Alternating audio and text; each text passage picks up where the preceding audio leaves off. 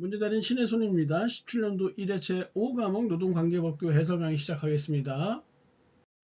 81번 기간제 및 단시간 근로자 보호 등에 관한 법률상 사용자가 기간제 근로자와 근로계약을 체결하는 때 서면으로 명시하여야 하는 사항이 아닌 것은 1번 근로계약 기간에 관한 사항, 2번 휴일, 휴가에 관한 사항, 3번 임금의 구성 항목 계산 방법 및 지불 방법에 관한 사항.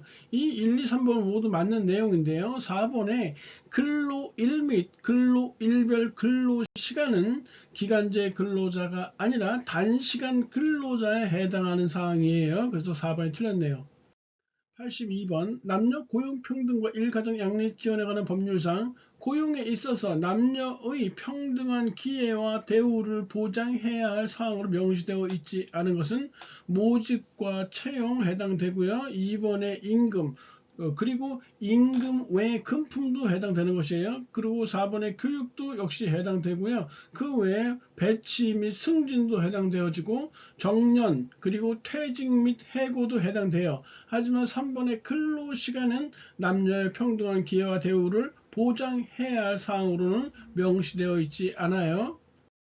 83번 근로자 직업능력개발법상의 내용으로 가로 안에 알맞은 것. 이 박스 지문 보시면 사업주와 직업능력개발훈련을 받으려는 근로자가 훈련 계약을 체결할 때 사업주가 직업능력개발훈련을 이수한 후에 지정하는 업무에 일정 기간 종사하도록 할 수 있으나 그 기간은 5년 이내로 하되 직업능력개발훈련 기간에 3배를 초과할 수 없다. 여러 차례 했었던 것이죠. 그래서 4번으로 이렇게 답이 나오겠네요.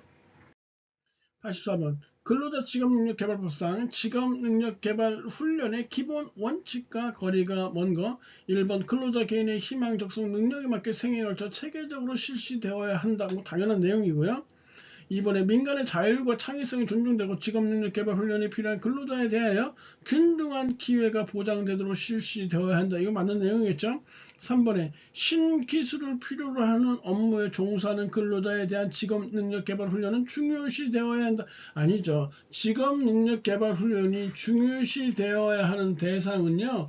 고령자, 장애인, 국민기초생활수급권자, 그 다음에 국가유공자나 5.18 민주유공자, 제대 군인 및 전역 예정자, 여성 근로자 해당되고요.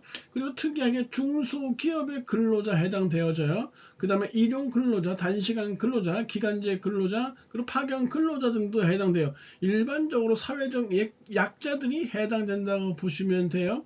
오답으로 많이 나왔던 거 제조업에 종사하는 근로자, 이게 많이 나왔었잖아요.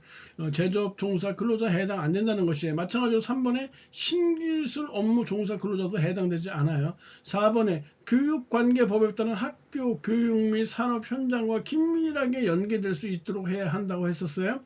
틀린 오답으로 전에 학교 교육과는 관계없이 이렇게 나온 적이 있었거든요. 아니에요. 학교 교육과 그리고 산업 현장과 긴밀하게 연계될 수 있어야 한다.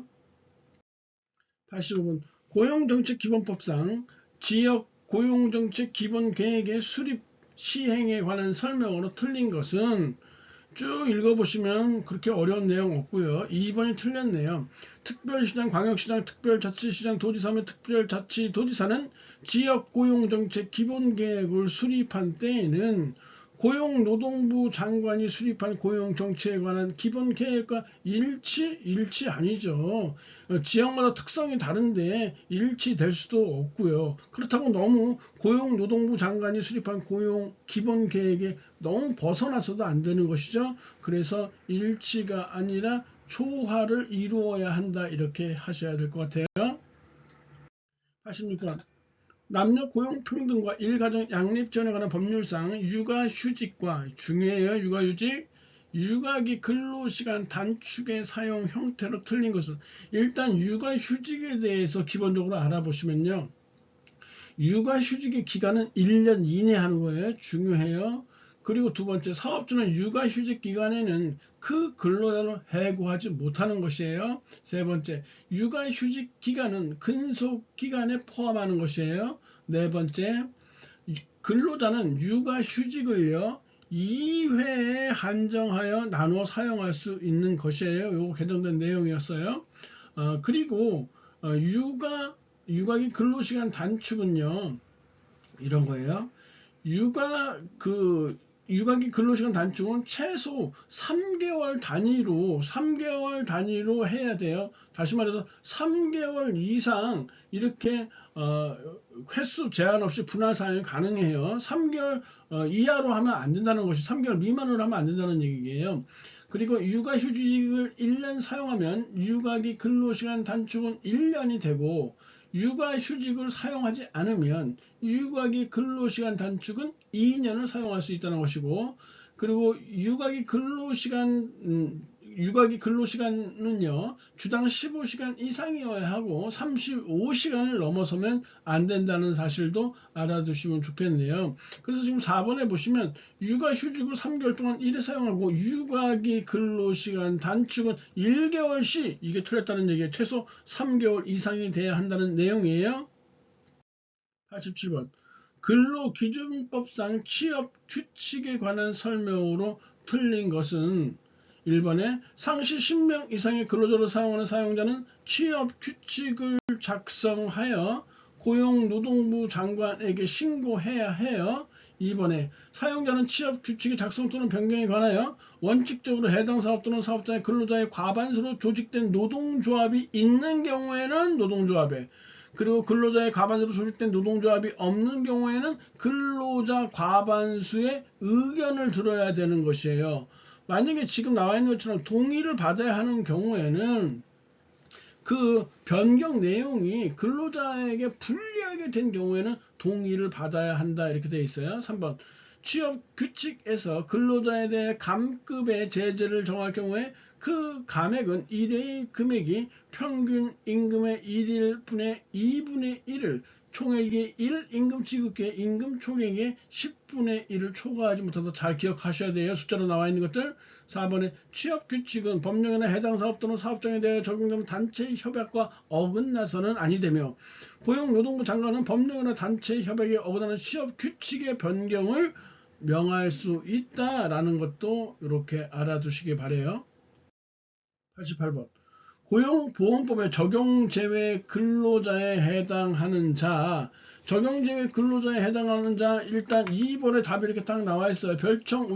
별정우체국법에 따른 별정우체국 직원은 고용보험법 적용제외 근로자에 해당하는 자예요. 그 외에도 공무원 역시 적용제외 근로자이고요. 사립학교 교직원 연금법을 적용을 받는 자도 적용제외 근로자예요. 그리고 1개월 소정 근로시간이 60시간 미만인 자, 그러니까 한 달 동안 일하는 시간이 60시간 미만인 자 라는 얘기는 일주일 15시간 미만인 자도 포함되어 있다는 얘기겠죠. 하지만 3개월 이상 계속해서 근로를 제공하는 자와 일용 근로자는 적용 대상에 포함해야 하는 것이에요. 그래서 2번이 답이 되겠네요. 89번. 파견 근로자 보호 등에 관한 법률에 관한 설명으로 틀린 거 쭉 1, 2, 3번 읽어보시면 되고요. 4번에 파견 사업주는 파견 근로자의 적절한 파견 근로를 위하여 사용사업 관리 책임자를 선임하여야 한다고 했는데, 파견 사업주는요, 파견 사업 관리 책임자를 선임하는 것이고, 사용 사업 관리 책임자는요, 사용 사업주가 선임해야 되는 것이에요. 뭐 당연한 내용이겠죠, 이거. 90번.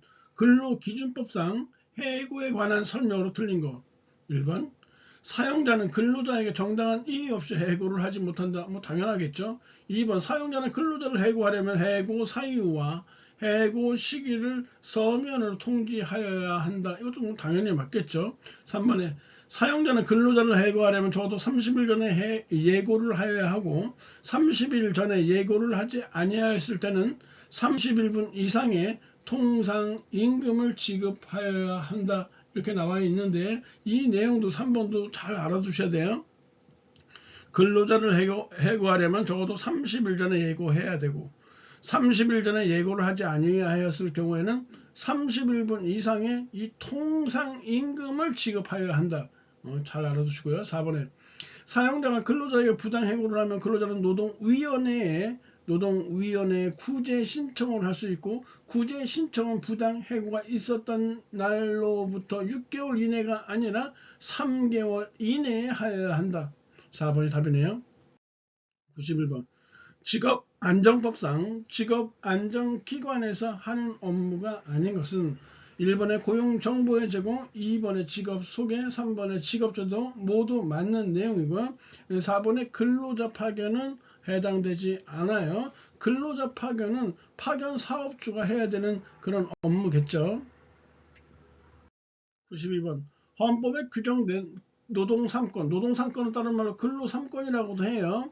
옳은 거. 1번에 공무원인 근로자는 어떤 경우에도 단체 행동권을 가질 수 없다고 했는데 1번 내용 틀린 거예요. 왜냐하면 공무원인 근로자는 법률이 정하는 자에 한하여 단결권, 단체 교섭권 및 단체 행동권을 가진다 이렇게 나와 있어서 틀렸고요. 2번에 근로 조건의 기준은 인간의 존엄성을 보장하도록 대통령령으로 정한다 틀렸어요. 대통령령이 아니라 법률로 정하는 것이에요. 3번. 연소자의 근로는 특별한 보호를 받는다. 연소자의 근로는 특별한 보호를 받는 것은 맞아요. 하지만 이건 노동 3권하고 관련이 없는 것이에요. 그래서 3번으로 정답이 나왔지만 이게 문제 오류가 돼서 지금 모든 전항이 정답으로 처리되었어요. 다시 한번 연소자의 근로와 여성의 근로는 특별한 보호를 받는 것이죠. 하지만 그거는 근로권에 관한 내용이지 지금 근로 3권, 노동 3권에 해당하는 내용은 아니란 말이에요. 그래서 이거 오답이 나왔던 것이고 4번에 법률이 정하는 주요 방위 산업체에 종사하는 근로자의 단체 행동권은 원칙적으로 제한된다 했는데 이거 틀린 것이에요. 법률이 정하는 주요 방위 산업체에 종사하는 근로자의 단체 행동권은 법률이 정하는 바에 의하여 이를 제한하거나 인정하지 아니할 수 있다 이렇게 해야 되는 것이에요. 그래서 정답 없고요. 93번. 남녀 고용평등과 일가정 양립지원에 관한 법령상 육아휴직에 관한 설명으로 옳은 것은 1번에 사업주는 근로자가 만 8세 이하 또는 초등학교 2학년 이하의 자녀의 양육을 위하여 육아휴직을 신청하는 경우 이를 허용해야 한다. 강행 규정이에요. 허용할 수 있도록 노력해야 된다. 안 돼요. 무조건 허용해야 하는 것이에요. 그래서 1번이 이렇게 정답이 되고요. 육아휴직 기간은 6개월 이내 아니에요. 아까도 말했지만 1년 이내로 해야 되고요. 해당 영아가 생후 1년이 되는 날을 경과할 수 없다. 이건 뭐 말이 없는 내용이에요. 이거는 아무튼 육아휴직 기간은 1년 이내로 한다. 이러고 알아두시고 3번에 육아휴직을 시작하려는 날의 전날까지 해당 사업에서의 계속 근로기간인 1년 미만인 근로자에게도 육아휴직을 허용해야 한다 이렇게 나왔는데 이 내용 틀린 것이에요. 계속 근로기간이 6개월 미만인 근로자에게는 육아휴직을 허용하지 않을 수 있다 이렇게 고쳐놔야 돼요. 다시 한번 육아휴직을 시작하려는 날의 전날까지 해당 사업에서의 계속 근로기간이 6개월 미만인 근로자에게는 육아휴직을 허용하지 아니할 수 있다 이렇게 고치면 되고 4번에 사업주는 육아휴직을 마친 후에는 휴직전과 같은 업무 또는 같은 수준의 임금을 지급하는 직무에 복귀시켜야 하며 이것도 강행 규정이에요. 복귀시키도록 노력해야 한다. 틀려요. 무조건 복귀시켜야 하며 육아휴직 기간은 근속기간에 포함하는 것이에요. 그래서 이 육아휴직에 대한 거 잘 알아두시기 바래요. 시험 문제 자주 나오는 곳이에요. 매번 나온다고 보시면 돼요. 94번. 근로기준법상 평균 임금에 관한 설명으로 틀린 것을 고르시오. 1번. 평균 임금은 이를 산정하여 사유가 발생한 날 이전 3개월 동안에 그 근로자가 지급된 임금의 총액을 총액을 그 기간의 총일수로 나눈 금액을 말한다. 1번 맞는 거고 2번에 일용 근로자의 평균 임금은 고용노동부 장관이 사업이나 직업에 따라 정하는 금액으로 한다. 2번도 맞는 내용이네요. 3번 평균 임금이 그 근로자의 통상 임금보다 적으면 그 통상 임금을 평균 임금으로 한다. 3번도 맞아요. 4번이 틀렸네요. 근로자에게 정기적이고 일률적으로 지급하기로 정한 시간급 금액, 일급 금액, 주급 금액, 월급 금액 또는 도급 금액을 말하는 것은 바로 이게 평균 임금이 아니라 통상 임금에 해당된다는 사실이요. 95번.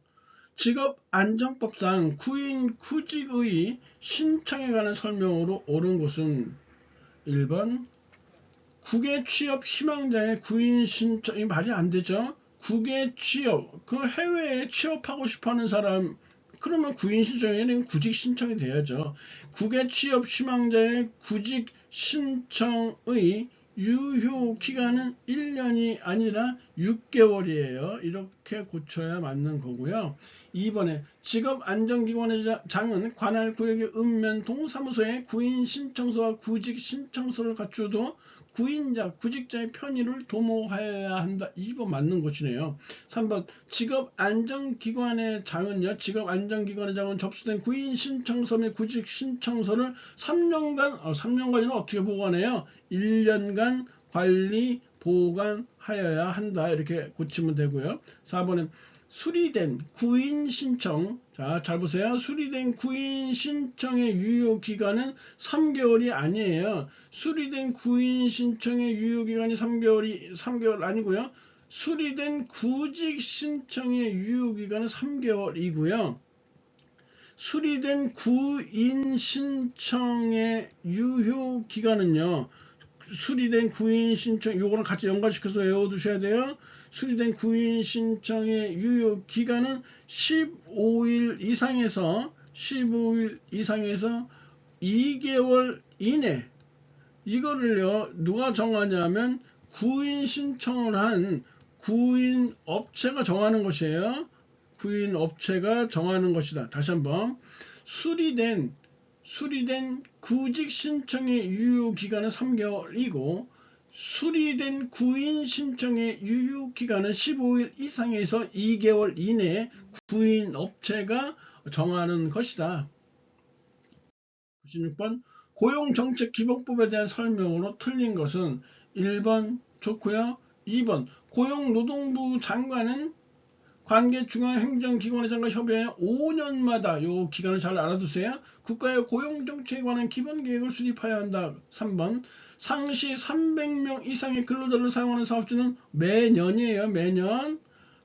그 어떤 문제에서 매월이라고 나왔었죠. 매년 근로자의 고용 형태의 현황을 공시해야 한다. 맞는 거고. 4번에 고용정책기본법에서 근로자란 직업의 종류와 관계없이 임금을 목적으로 사업이나 사업자의 근로를 제공하는 자로 정의된다. 지금 여기에 근로자 정의는 근로기준법에 정의되어 있는 근로자 정의예요. 벌써 원칙적이고 건조하잖아요.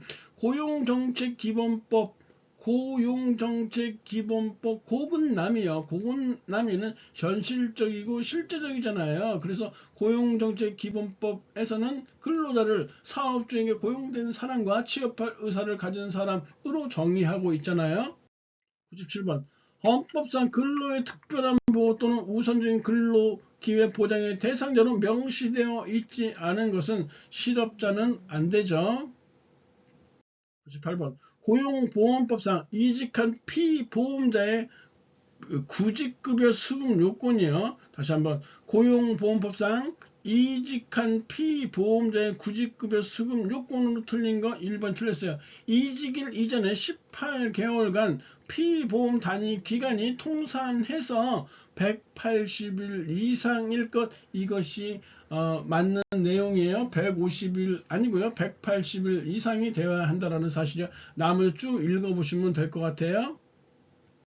99번 고용상 연령차별 금지 및 고령자 고용촉진에 관한 법률상 고령자 인재은행으로 지정된 직업안정법에 따른 무료 직업 소개 사업을 하는 비영리법인의 사업범위에 해당하지 않는 것. 고령자 인재은행으로 지정된 기관이나 단체는 두 개로 나눠져요. 첫 번째가 지금 여기 나와 있는 것이에요. 뭐냐면 직업안정법에 따른 무료 직업 소개 사업을 하는 비영리법인, 이렇게 하나 나눠지고요.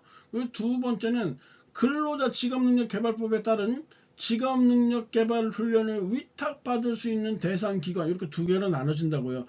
쉽게 말하면 직업안정법에 따른 단체 하나 나눠주고 그리고 근로자 직업능력개발법에 따른 기관, 단체 이렇게 하나 나눠진다는 얘기예요. 그래서 2번, 3번, 4번은 바로 지금 문제 적시되어 있는 직업안정법에 따른 이런 단체의 사업 범위에 해당되어져요. 하지만 1번 고령자의 직업능력개발 벌써 이게 딱 나와 있잖아요. 고령자의 직업능력개발 훈련은 근로자 직업능력개발법에 따른 직업능력개발 훈련을 위탁받을 수 있는 대상 기관에서 할 수 있는 사업 범위에 해당되어진다는 거. 100번 근로자 직업능력개발법상 직업능력개발훈련 교사의 결격 사유로 틀린 거 1번, 2번, 4번 좋은데 3번에 금고 이상의 형을 선고받고 그 집행이 끝나거나 그 집행이 면제된 날로부터 3년이 지나지 아니한 사람, 아니 2년이 지나지 아니한 사람 이렇게 돼야 돼요. 3번이 틀린 내용이네요. 강의님이랑 고생하셨고요. 다음 시간에 뵙겠습니다. 감사합니다.